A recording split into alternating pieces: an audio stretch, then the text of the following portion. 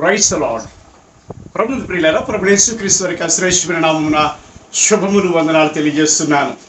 మన అంశం సిరీస్లో 4వ పార్ట్లోకి వచ్చాం. 4వ పార్ట్లో ఏంటంటే దేవుడిని యెహోవాయే యేసుక్రీస్తు, దేవుడిని యెహోవాయే యేసుక్రీస్తు అన్న మాట మనం చూస్తున్నాం. మనం చూస్తున్న క్రైస్తవులు కూడా ఒక డౌట్ రావచ్చు, తండ్రి వేరే, యేసుక్రీస్తు వేరే, పరిశుద్ధాత్ముడు వేరే కదండి అని. కరెక్ట్, 100% సరైనదే. కానీ ఈ మధ్య యేసుక్రీస్తు దేవుడు అంటే ఎందుకో మరి వాళ్ళు భరించలేకపోతున్నారు. ఆ ముస్లిమ్స్ కావచ్చు, యేసు ప్రభు మెసెంజర్ అంటారు.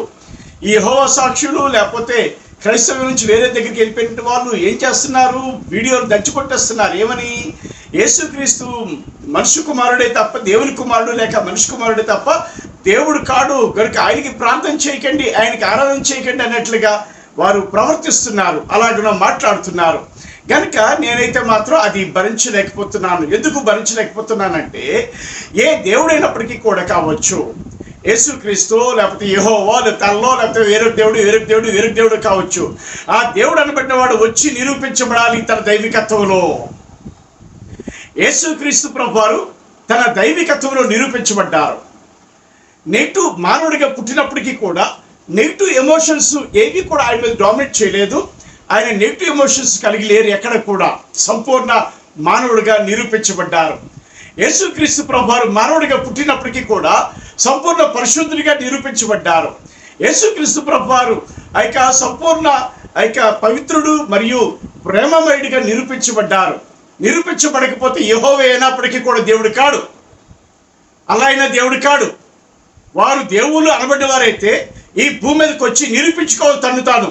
కానీ యెహోవా దేవుడు మాత్రం, యెహోవా మాత్రం యేసుక్రీస్తుగా ఈ భూమి మీదకి వచ్చి తన దైవత్వాన్ని నిరూపించుకున్నాడు, తన నిత్య శక్తిని నిరూపించుకున్నాడు, తన మానవుడిగా పుట్టినందుకు సంపూర్ణ మానవత్వాన్ని నిరూపించుకున్నాడు. యేసుక్రీస్తు లాంటి దేవుడు ఇంకెవడున్నాడు నిరూపించబడిన వాడు? ఎందుకు ఈ మధ్య ఒకడు లోపల మెసేజ్ పెట్టాడు, నా మొదటి వీడియో పార్ట్ 1 వీడియో చూసి. ఏమని? మీరు చెప్పింది బైబిల్కి విరుద్ధంగా ఉందండి, తప్పుడు బోధండి అన్నాడు. ఏంటి తప్పుడు బోధ? మొదటి వీడియో నుంచి అన్నీ కూడా ఆదిమ హీబ్రూ గ్రీకుల్లో నుంచి తీసుకొని చూపిస్తూ వాటికి అన్వయించుకుని తీసుకొస్తున్నాను యేసుక్రీస్తు ప్రభువారు దేవుడు అని. ఏమండి? ఏంటి? కొరింథీయులకు రాసిన మొదటి పత్రిక 8వ వచనంలో ఏముంది అంటే, మనకు దేవుడు ఒక్కడే, ఆయన తండ్రి. మనకు ప్రభు ఒక్కడే, ఆయన క్రీస్తు యేసు అని ఉంది. అంటే ఏంటి? దేవుడైన తండ్రి, ఆయన పేరు ఏంటట? యహ్వే అనగా యెహోవా, ఆయన యేసుక్రీస్తు అని మాట ఉంది. మరి దీన్ని క్రైస్తవులు వ్యతిరేకించడానికి, అంటే క్రైస్తవేత్తరులు వ్యతిరేకిస్తున్నారు, క్రైస్తవులు కాదు. అంటే క్రైస్తవేత్తరులు అనగా ఓన్లీ క్రిస్టియన్స్, అంటే అన్యులు అని కాదు, లేకపోతే ముస్లింలు మరియు ఇటు యేసుక్రీస్తుని బదులు యెహోవా సాక్షులకి, యాశ్వయ గుంపులోనికి, లేకపోతే చర్చెస్ ఆఫ్ క్రైస్ట్ బోధలోనికి వెళ్ళిపోయిన వాళ్ళు వీళ్ళు వ్యతిరేకిస్తున్నారు. యేసు ప్రభువారు దేవుడు అంటే భరించలేకపోతున్నారు. ఎందుకర్రా? ఎందుకు సహించలేకపోతున్నారు? ఎందుకు? యేసుక్రీస్తు దేవుడు అంటే అంత ఈర్ష మీకు? ఏం చేశాడు ఆయన? ఆయనలో నెగిటివ్ ఎమోషన్ ఉందా? శత్రువుని దూషించమన్నాడా? మీకులాగా చంపమన్నాడా? నిరూపించబడ్డాడు పవిత్రుడిగా, పరిశుద్ధుడిగా నిరూపించబడ్డాడు. మానవులందరినీ ప్రేమించుట్లో మీరు శత్రువులు ఉన్న వారిని ప్రేమించండి, వారి మేలు కొరకు ప్రార్థన చేయండి అని చెప్పిన దమ్మునుడు యేసుక్రీస్తు ప్రభువారు. ఏమనుకుంటున్నారు? యేసు ప్రభు దేవుడిని భరించలేకపోతున్నారు. ఇంకొకడు షాలోమో ఒక ఆయన ఫోన్ చేసి, మీరు బైబిల్ మీకు తెలియదండి, మీకు బైబిల్ రాదండి అంటాడు. వీడికి ఏది వచ్చేసినట్లు. క్షమించండి, ఈడంటన్నట్టే ఈ వేదాంతం చదువుకొని పట్టాలు తీసుకొని పిహెచ్డీలు చేసుకొని ఆదిమ హీబ్రూ గ్రీక్ భాషల్లోకి వెళ్ళి వక్ర భాష చేసుకొని యేసుక్రీస్తు దేవుడా కాదని నిరూపించుకుని నిర్ధారణ చేసుకుని వచ్చిన మమ్మల్ని ఒక్క మాటతో నేను అడిగాను, ఏమయ్యా ఏమైనా బైబిల్ వేదాంతం చదివావా అంటే, ఏమీ చదవలేదండి, బీటెక్ చేశానని అంటాడు. బీటెక్ ఏంటి? బీటెక్ బైబిల్ స్టడీలో బీటెక్ లేదయ్యా, బీటీహెచ్ ఉందంటే అవునండి అదే చేశానని అంటాడు. ఈడెవరట? యెహోవా సాక్షులు గెలిపినవాడు అయినా. ఏమంటే ఎందుకు బ్రదర్ అంత కోపం అంటాడు? చీపురు నుంచి ఒక వ్యక్తి సహోదరుడు. కోపమా? ఏం చదివారయ్యా? ఏం అర్థం చేసుకుంటున్నారు? యేసుక్రీస్తు దేవుడు అంటే ఎందుకు నీకు ఈర్ష? యేసుక్రీస్తు దేవుడి కుమారుడు అని చెప్పాలి తప్ప దేవుడు అనకూడదు, యేసుక్రీస్తుని ఆరాధించకూడదు అని చెప్తున్నా మీరు తప్పుడు బోధులా, మేము తప్పుడు బోధకులమా? జాగ్రత్త, ఎవడైనా సహించేది లేదు. యేసుక్రీస్తు దేవుడు, యేసుక్రీస్తు దేవుడు. యెషయా గ్రంథంలో ఉంది, ఏమనుందట 9:6 ఏలయనగా మనకు శిశువు పుట్టెను, మనకు కుమారుడు అనుగ్రహింపబడెను. ఆ కుమారుడు ఎవరట? బలవంతుడైన దేవుడు, నిత్యుడొక తండ్రి అని ఉంది. ఇప్పుడు ఏం చేస్తారా? నేనేం వీడియో చేస్తున్నాను? దేవుడైన యెహోవాయే యేసుక్రీస్తు అంటే యేసుక్రీస్తు దేవుడు, ఆయన తండ్రి అని చేస్తున్నాను. ఆ యెహోవా అనబడిన ఆయన, ఎగ్జిస్టెంట్ అనబడిన సృష్టికర్త యేసుక్రీస్తుగా ఈ భూమి మీదకి వచ్చి మనుషుల కొరకు ప్రాణం పెట్టి తిరిగి లేచాడు అని చెప్తున్నాను. మరి ఇప్పుడు నా మాటలు కాదండి, దేవుడు అనకూడదండి, దేవుని కుమారుడు అనాలండి అంటే మరి యెషయా గ్రంథంలో 9:6 ఏముంది? బలవంతుడైన దేవుడు, నిత్యుడొక తండ్రి అని ఆ కుమారుడికి టైటిల్ ఉంది అక్కడ. నిత్యుడొక తండ్రిని అంటే అర్థం ఏంటట? యాహ్వే, యెహోవా, యెహీయే. యెహీయే అంటే కూడా అర్థం తెలియదు మీకు. వేదాంతం విరిచి మరీ నిరూపిస్తున్నాను. యేసుక్రీస్తు దేవుడు గనుక ముస్లిమ్స్ కావచ్చు, లేకపోతే క్రైస్తవ్యం నుంచి వైదొలిగిపోయిన చర్చెస్ ఆఫ్ క్రైస్ట్ వారు కావచ్చు, మరి ఇంకెవరు కావచ్చు, ఎవరైనప్పటికీ కూడా BOUI అన్న ఆ బ్యాచ్ నుంచి ఒకడు కామెంట్ పెట్టాడు, మీరు బైబిల్కి విరుద్ధంగా తప్పుడు బోధ చేస్తున్నారు బ్రదర్ అని పెట్టాడు. ఏంటి తప్పుడు బోధ అనేది ఆ వచనమును ఆ విషయంలో నిర్ధారించి నిరూపించాలి. తప్పుడు బోధని ఒక మాట అనేసి వింటున్న వారి, చూస్తున్న వారి యొక్క సైకాలజీని ఒక్కసారి బ్లాక్ చేసిన సైతాను మనుషులు వారు. కరెక్టే, తప్పు అనుకుంటే పలానా వచ్చిన తప్పు కదా, పలానా వచ్చిన అలా రాయబడి లేదు కదా, గ్రీకులో హీబ్రూలో అలా లేదు కదా అని మీరు నన్ను ఎదిరించగలగాలి. కాకినాడ కన్నా నేను అటు సైడ్ నుంచి ఫోన్ చేసిన ఆయనకి, అయ్యా నీవు నా లాంటి వేదాంతం చదువు లేనివాడు కనుక నీవు నాతో మాట్లాడటానికి తగ్గదని చెప్పాను కనుక మళ్ళీ ఈ వీడియో చేస్తున్నాను. రండి ఇప్పుడు మన టైటిల్ కొనసాగిద్దాం. 3వ సిరీస్ని. ఎవరైనా యేసుక్రీస్తు దేవుడు కాడన్నారా, నేను తట్టుకోలేను. లేకపోయినా పర్వాలేదు. కారణం ఏంటి అంటే హ్యాపీగా పరలోకం ఉంటాం, భయపడవలసిన పని లేదు. ఎక్కడ రాజు కిల్లాడా, ఓకేనా? కనుక తప్పుడు బోధనకి వెళ్ళిపోయిన వారి విషయంలో హెచ్చరిస్తున్నాను. యేసు ప్రభు మెసెంజర్ అండి అన్న వారికి కూడా హెచ్చరిస్తున్నాను. యేసుక్రీస్తు దేవుడు 100% నిరూపిస్తాను. యేసుక్రీస్తు మాత్రమే దేవుడు. యెహోవా యేసుక్రీస్తుకు వచ్చి నిరూపించబడ్డాడు. ఎన్ని కోణాలు నిరూపించబడ్డాడో రేపు ఆ వీడియో చేస్తాను, వినండి. కనుక నిరూపించబడిన వారు దేవుళ్ళు అంటారు ఏంటండి మీరు? వారి దైవత్వం ఏది, వారి మానవత్వం ఏది, వారి దైవిక శక్తి ఎక్కడ? ఏమంటే ఆయన దేవుడు అండి, మావోడు దేవుడు అండి, మేము అనుసరిస్తున్నాడు దేవుడు అండి, మీరు అనుసరిస్తున్నాడు దేవుడు కాదండి. ఇప్పుడు క్రైస్తవుడు ఎవడైనా మిమ్మల్ని దేవుడు కాదని చెప్పాడా? రమ్మండి. ఇతర మతాలు ఎవరైనా కించపరిస్తే నేను ఒప్పుకోరు, మీరు కాదు. కానీ మీరు మాత్రం యేసుక్రీస్తు ప్రభువాన్ని విమర్శిస్తున్నారు. జాగ్రత్త, నరక పాలవుతారు. మేమేం భయపడవలసిన పని లేదు. భయపడేది ఉద్యోగం అయితే ఇన్స్ట్రక్టర్గా ఉద్యోగం మనిషి సేవకు రాలేదు నేను, ఓకేనా? రండి చూద్దాం. దేవుడిని యెహోవాయే యేసుక్రీస్తు పార్ట్ 4 4వ భాగం చేస్తున్నాను. ఏమండి? దేవుడిని యెహోవాయే యేసుక్రీస్తు ఎలాగండి నిర్ధారణ చేస్తారంటే, నేను ఆదిమ హీబ్రూ గ్రీకులో వచ్చి మన తెలుగు బైబిల్ రాయబడ్డది కనుక తెలుగు బైబిల్లో రాయబడిన అక్షరాలు పట్టుకొని లేఖనము చూపించు రాజు అంటాడు ఆ చిపురుపిల్లి రమేష్ అన్నోడు. లేఖనము చూపించు, ప్రభు ఉంది కదా, దేవుడు ఎక్కడుంది అంటాడు. లేకపోతే నేనే ఉంది కదా, కనుక యేసుక్రీస్తు ప్రభువారు తండ్రి, నా తండ్రి మీ తండ్రి ఉన్నాడు అన్నాడు కనుక ఎక్కడుంది చూపించు రాజు అంటాడు. నేనేమని చెప్పాను అంటే, ఇప్పుడు నా శరీరానికి ఆకలేసినప్పుడు నా శరీరానికి ఆకలేస్తుందని చెప్పాలా, నా ఆత్మకి ఆకలేస్తుందని చెప్పాలా, నా మనసుకి లేకపోతే నా ప్రాణానికి ఆకలేస్తుందని చెప్పాలా?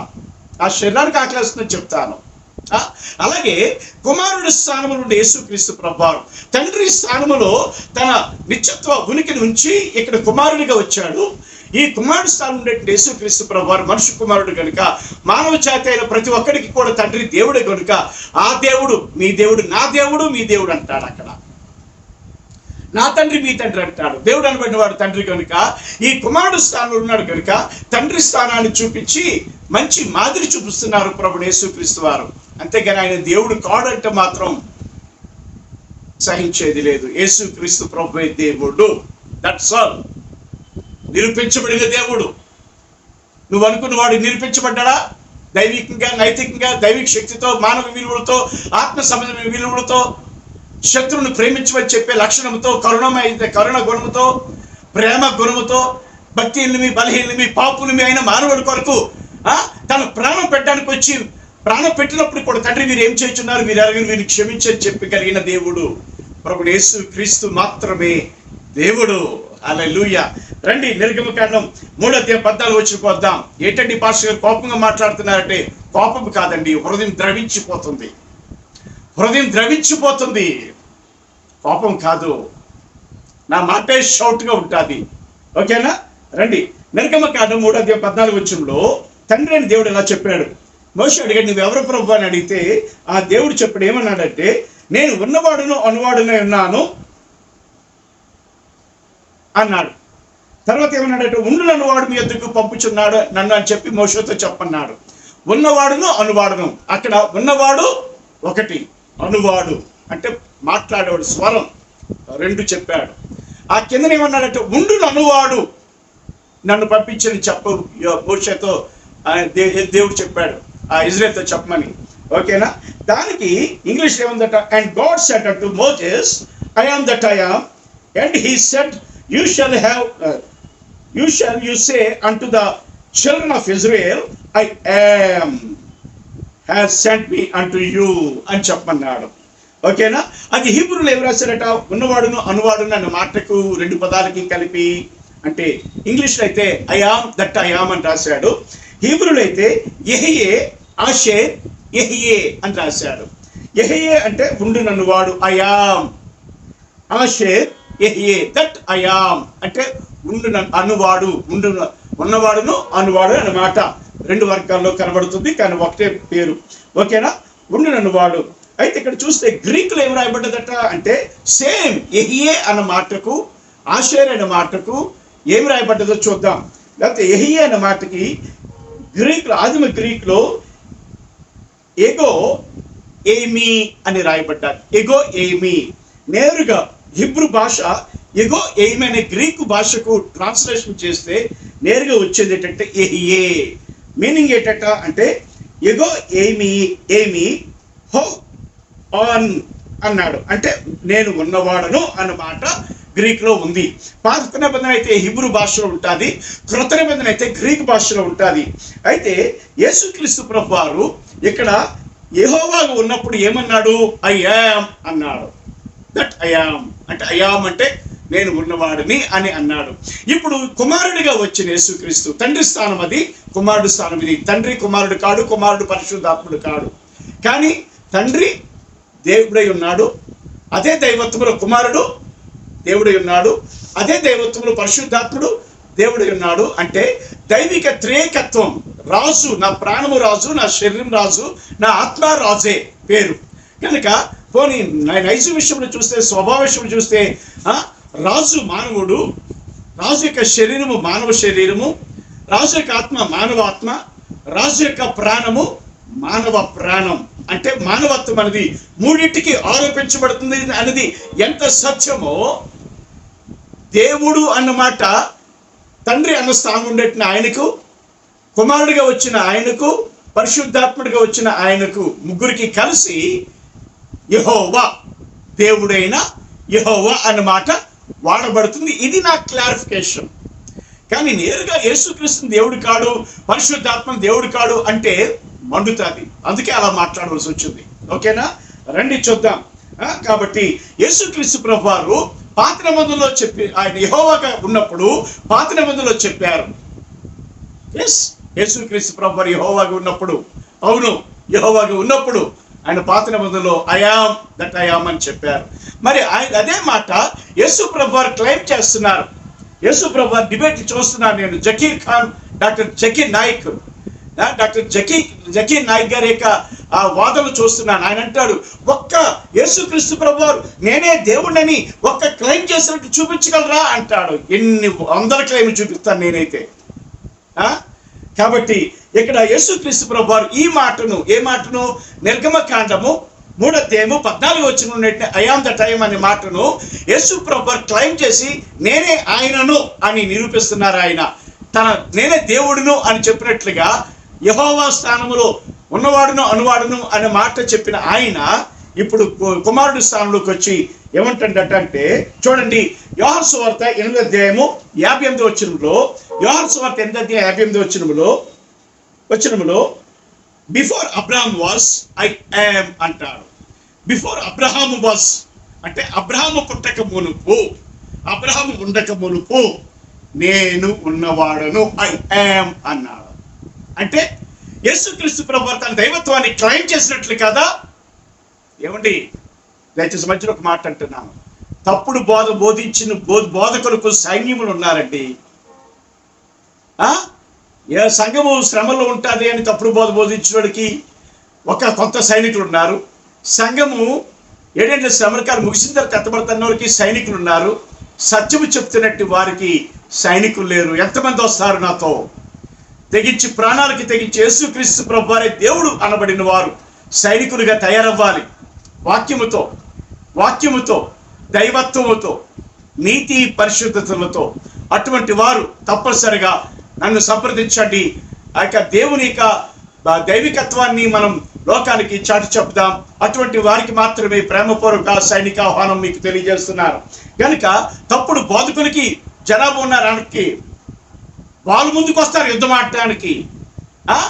కానీ నీతిగా దేవునికి వాక్యం సరిగా చెప్పిన వారికి సైన్యము లేరు. ఎక్కడి నుంచి సైన్యం తయారు చేయడానికి ఇష్టపడుతున్నాను.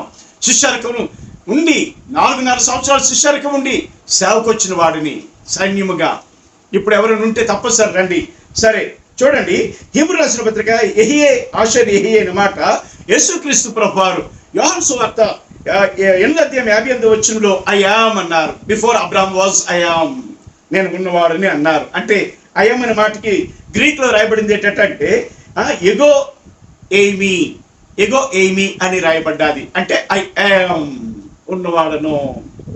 ఎగో ఎయిమి హో ఓన్ అంటే అయా నేను ఉన్నవాడను ఐ యామ్ అనేది. కనుక ఆ మాట గ్రీక్ లో రాయబడ్డది. యేసు ప్రభు వారే చెప్పారు నేను ఉన్నవాడును.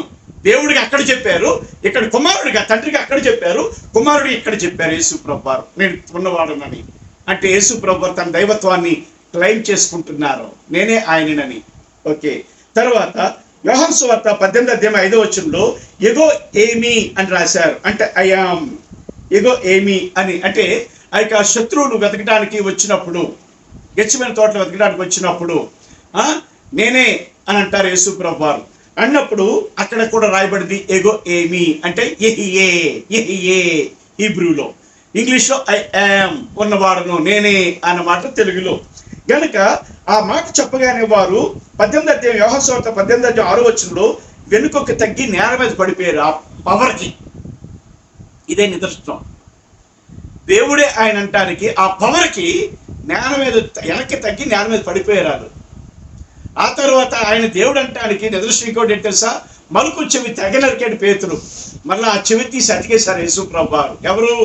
ఐ యామ్ అనేవాడు, ఉన్నవాడును అనువాడునని చెప్పిన వాడు. ఆయన దైవిక శక్తిని కూడా నిరూపించుకున్నాడు ఆయన అక్కడ. కాబట్టి రెండో ఆధారం ఏంటంటే యోహాను సువార్త 18:5-6 యెహీయే అని ఆయన పలికాడు, నేనే ఆయనను ఉన్నవాడునని. నిర్గమకాండం 3:14 పలికినట్లుగా.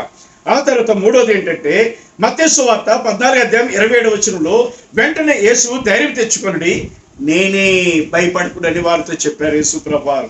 అక్కడ కూడా ఐ యామ్ యెహీయే ఎగో ఏమి అని రాశాడు. మొన్న ఎవడో ఒక వీడియో చూశాను, FJM ఏదో మినిస్టర్ వాడిది, ఆ యెహోవా సాక్షులకు వెళ్ళిపోయాడు. దాన్ని అంటాడు, ఈ పట్టుకుని యక్షాలు పట్టుకుని వెళ్ళకూడదు కదండి, భావాన్ని పట్టుకుని వెళ్తేనే అర్థమవుతుంది బైబిల్ అంటాడు. బొర్ర తక్కువ మాటలు. అసలైన ఆదిమ హీబ్రూ గ్రీక్ భాషలో ఏ కాన్సెప్ట్ రాయబడ్డది, ఏ సందర్భంలో రాయబడ్డది, ఏ అర్థం ఉంది అని చూసుకుంటా బైబిల్ అర్థం చేసుకోవాలి. తెలుసా? Alphabetical meaning, grammatical meaning, numerical meaning, ఇంకా చెప్పనంటే వర్డ్ మీనింగ్, లాంగ్వేజ్ మీనింగ్, ఇలా మీనింగ్స్ ఉంటాయి, వాటిని అర్థం చేసుకోవాలి. సింబాలైజ్డ్ మీనింగ్స్ కూడా ఉంటాయి హీబ్రూ ప్రకారంగా. ఇన్ని కోణాలు అర్థం చేసుకుంటే కానీ వాక్యం అర్థం కాదు. వాక్యం అర్థం కాకుండా తెలుగు బైబిల్ చదువుకుని వచ్చేస్తారు, మీదకి వచ్చేస్తారు సేవకి. ఎందుకు వస్తారయ్యా? బైబిల్ ట్రైనింగ్ లేకుండా, వేదాంతపు విద్య లేకుండా ఎందుకు వస్తారు? ఇలాగ మమ్మల్ని తినడానికి, యేసు ప్రభువు దేవుడు కాడని చెప్పడానికి వస్తారా? ఎందుకంత ఈర్ష మీకు? ఎందుకంత మంట, కడుపు మంట? యేసు ప్రభు దేవుడు అంటే, యేసు ప్రభు దేవుడు అని చెప్పిన వాళ్ళు ఆయన ఏమని మిమ్మల్ని అన్నాడా? ఓకే. తర్వాత మత్తయి సువార్త 14:27 నేనే ధైర్యం తెచ్చుకోండి అన్నాడు. అక్కడ కూడా ఏహియే, ఇగో ఏమి అన్నాడు. అంటే నేనే ఉన్నవాడను అని యేసు ప్రభు చెప్పారు. తర్వాత ఏమన్నారట అంటే యెషయా గ్రంథం 69:19-20 ఆయన ఏం చెప్పాడో ఆ చెప్పిన దానిని యేసుక్రీస్తుగా కుమారుడి స్థానంలో, తండ్రి స్థానంలో చెప్పిన దానిని కుమారుడి స్థానంలో యేసుక్రీస్తుగా I am the light of the world, I am the light of the world, నేను లోకానికి వెలుగును అని చెప్పాడు యోహాను సువార్తలో. 8:12 నేను లోకానికి వెలుగుని అని యేసుక్రీస్తు ప్రభువు చెప్పారు. ఐ యామ్ అంటే ఏహియే, ఇగో ఏమి, the light of the world అంటే నేనే ఉన్నవాడిని. ఎవరినట? లోకానికి వెలుగుని. ప్రకృతి లోపల ఉండే వెలుగు కాదు, బియాండ్ ద యూనివర్స్ కూడా ఆయన వెలుగు. అది. తర్వాత యెషయా గ్రంథం 55 యెషయా గ్రంథం 55 1-3 తండ్రి స్థానంలో ఉన్నప్పుడు యేసుక్రీస్తు ఏం చెప్పారో అదే ఇక్కడ కూడా చెప్తున్నారు. ఏమని చెప్తున్నారు? యేసుక్రీస్తు నేనే ఆయనని చెప్పడానికి యోహాను సువార్త 6:35 క్లైమ్ చేస్తున్నారు. ఏమని? యెషయా గ్రంథం 55:1-3 ఉండేటువంటి రీతిగా I'm the bread of life అని చెప్పారు యేసుక్రీస్తు ప్రభువారు. నేను జీవాహారం నేను అన్నట్లుగా. తర్వాత క్లైమ్ చేసుకున్నారు ఐ యామ్ అంటే ఏ ఎగో ఏమి, ద బ్రెడ్ ఆఫ్ లైఫ్ అని చెప్పారు. అంటే యెషయా గ్రంథం 55:1-3 చెప్పిన మాటను ఆయన యోహాను సువార్త 6:35 మరలా చెప్పారు. తర్వాత యెహెజ్కేలు గ్రంథం 34:11-16 ఉన్న దానిని యేసుక్రీస్తు నేనే ఆయనను అని యోహాను సువార్త 10:11 ఏమన్నారు? ఎలా క్లైమ్ చేశారట అంటే యోహాను సువార్త 10:11 I am the good shepherd, నేను గొర్రెలకు మంచి కాపరిని, ఐ ద గుడ్ షెపర్డ్ అన్నారు యేసు ప్రభువు. అది యెహెజ్కేలు గ్రంథం 34:11-16 దాని గురించి వివరించబడింది. తర్వాత ఐ యామ్ అంటే ఎగో ఏమి, ద గుడ్ షెపర్డ్ అన్నాడు ఆయన. తర్వాత సమూయేలు మొదటి గ్రంథం 2:6 మరియు యెహెజ్కేలు 37:1-14 యెహెజ్కేలు 37:1-14 ఉన్న దానిని యేసుక్రీస్తు ఇక్కడ ఎలా పలికాడట? నేనే ఆయనను అని క్లెయిమ్ చేస్తున్నారు. ఏమని? I am the resurrection and life, I am the resurrection and life, I am the resurrection and life అని యేసుక్రీస్తు ప్రభు వారు క్లెయిమ్ చేసినట్లుగా మనకి అక్కడ కనబడుతుంది. కాబట్టి ఐయామ్ ఎగో ఏమి అంటే ఏహియే, ఐయామ్ దట్ ఐయామ్, ఏహియే ఆషేర్ ఏహియే అన్న మాటను యేసుక్రీస్తు ప్రభు వారు క్లెయిమ్ చేస్తున్నారు. కీర్తన 36:9 ఉన్న దానిని యేసుక్రీస్తు నేనే ఆయనను అని క్లెయిమ్ చేస్తున్నారు. ఎలాగా? నేను ఆయనని యేసుక్రీస్తుగా కుమారుడిగా ఎలా క్లెయిమ్ చేస్తున్నాడు? I am the way, the truth and the life. యోహాను సువార్త 14 I am the way and the truth and the life, నేనే మార్గమును సత్యమును జీవమునని యేసుక్రీస్తు ప్రభు తన దైవత్వాన్ని క్లెయిమ్ చేశారు. అవునండి, క్రైస్తవులారా లేకపోతే క్రైస్తవ్యం నుంచి యెహోవా సాక్షులకు వెళ్ళిపోయిన వారులారా, యెషువా అనాస్ గుంపులోకి వెళ్ళిపోయిన వారులారా, లేకపోతే యాష్వే గుంపులోకి వెళ్ళిపోయిన వారులారా, ఒక మాట నేను అడుగుతూ చెప్పండి. యేసుక్రీస్తు ప్రభు వారు ఎందుకు సిలువ వేయబడ్డారు? ఏ ఆరోపణతో ఆయన సిలువ వేయబడ్డారు? ఏ నిందారోపణతో ఆయన సిలువ వేయబడ్డారు? యేసుక్రీస్తు ప్రభు వారు చెప్పాలి మీరు. చేయబడ్డారంటే యోహాను సువార్త 10:36-38 రాయబడిన మాట ఏంటంటే నన్ను చూచిన వాడు తండ్రిని చూసినట్లే అన్నారు యేసు ప్రభువారు. తండ్రి నేను ఉన్నామని చెప్పిన ఆ మాట పట్టుకొని వారికి అర్థమైంది దేవుడుగా చెప్పుకుంటున్నాడు, క్లెయిమ్ చేసుకుంటున్నాడని. కనుక వారు రాళ్ళుచ్చికి కొట్టడానికి సిద్ధపడితే యేసు ప్రభువారు అన్నారు, నేను మంచి కార్యం చేస్తున్నప్పుడు మీరు ఎందుకు రాళ్ళు పట్టుకొని కొట్టడానికి సిద్ధపడ్డారంటే వాళ్ళు అంటారు, నువ్వు దేవుడిగా చెప్పుకుంటున్నావు కదా. అయ్యా ముస్లిం వక్లారా, జకీర్ నాయక్ గారు, డాక్టర్ జకీర్ నాయక్ గారు, స్కాలర్ కాదు, లీడర్ గారు, యేసు ప్రభువారు ఏమని క్లెయిమ్ చేసుకుంటున్నారని యూదులకు అర్థమైంది. నేను దేవుడిని అని క్లెయిమ్ చేసుకుంటున్నాడు కనుకనే యేసు ప్రభువారిని సిలువ వేశారు, లేకపోతే సిలువ వేయవలసిన పని లేదు. అదే యేసుక్రీస్తుని యెషయా గ్రంథం 9:6 కుమారుడు మనకి శిశువు పుట్టిన మనకి కుమారుడు అనుగ్రహించబడెను. ఆయన ఎవరట? మధ్యలో ఉంటుంది, బలవంతుడైన దేవుడు, నిత్యుడగు తండ్రి, సమాధానకర్త అధిపతి అనే మాట ఉంటుంది, నిత్యుడగు తండ్రి అనేది. మరి ఈ ప్రామాణికమైన ఈ మూల మాటల ప్రక్కన పెట్టేసి యేసుక్రీస్తు దేవుడు కాదండి రాజుగారు, మీరు యేసుక్రీస్తు కుమారుడిని దేవుడిని కూడా కలిపేస్తున్నారు మీరు, అది తప్పుడు బోధ, బైబిల్ విరుద్ధంగా అంటారు. ఏం తప్పుడు బోధ అది? దాని మూలాధారాలు తెలుసా మీకు? ఆది యందు వాక్యముడెను, వాక్యం దేవుని, వాక్యం దేవుడే ఉండని మాట్లాట వేరే దేవుడు తీసుకొచ్చి మన వేదాంతులు అక్కడ రాసి పెట్టారట. అది ఎవడంటాడు? యెహోవా సాక్షులు గెలిపినాడు. యోహాను సువార్త 1:1 నుంచి 3 వచనాలు కూడా ఆది కాండం 1:1 1వ పదములో ఉంది. చెప్పాలంటే ఆది యందు వాక్యముడెను, వాక్యం దేవుడే ఉండు, వాక్యం దేవుని ఎదురుడేను అన్నమాట. యేసుక్రీస్తు ప్రభువారి యొక్క మిషన్ ఏంటది? మిషన్ అనేది కూడా ఆ బెరాషిట్ అనే పదములోనే ఉంది. ఎలోహింకి బెరాషిట్కి మధ్యలో 8 అని ఉంది.